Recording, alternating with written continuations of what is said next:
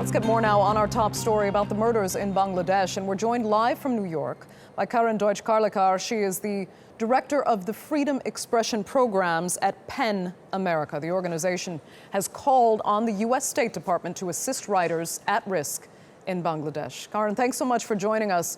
For whatever attempts the U.S. and Bangladeshi governments have made to stop this violence, things have arguably gotten worse now for secular and minority activists in Bangladesh. Why is that the case?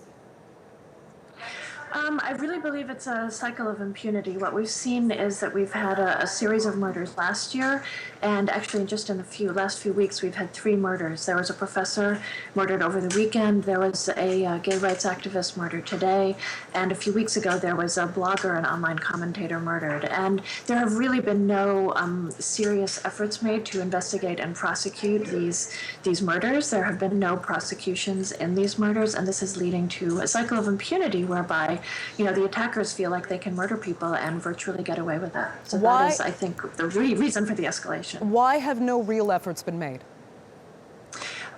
There have been, some efforts to apprehend and to arrest some of the perpetrators, but there have not been any serious, investigations, prosecutions in any of these cases. What we also see is that the government itself, high-ranking officials are not making very helpful statements. So instead of calling for prosecutions for these murders, they are instead, blaming the victims, telling them they need to stay silent, that they shouldn't be writing things, that they shouldn't be speaking out on these issues. And that is, I think, a very, very unhelpful attitude on the part of, the Prime Minister and high-ranking officials in the Bangladesh government.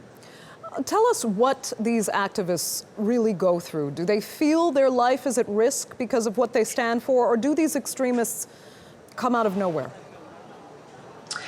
Well, I think it really depends on the person. There are, dozens of people who are on hit lists and feel themselves to be at very high risk. Some of them are, facing death threats over Facebook. They're facing, anonymous phone calls threatening them with death. After the murder this morning, I talked to at least 3 people on Skype who are in Bangladesh who are fearing for their lives and are trying to leave the country. And there are many others in that situation. Others have reported death threats over the weekend. So some people are at very high levels of risk.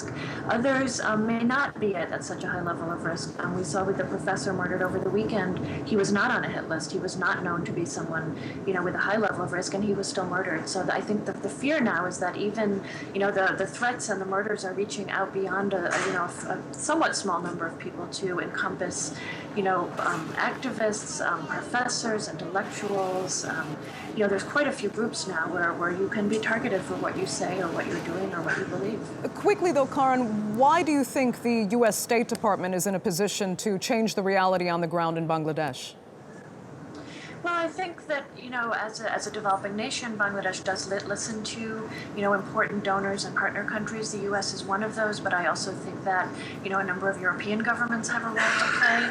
And, all of these countries and Bangladesh itself has a stake in trying to ensure that Bangladesh stays on a vibrant democratic path and a path to further economic development. And these things will be put in jeopardy by the fact that all these murders are taking place. So I think Bangladesh, should be listening.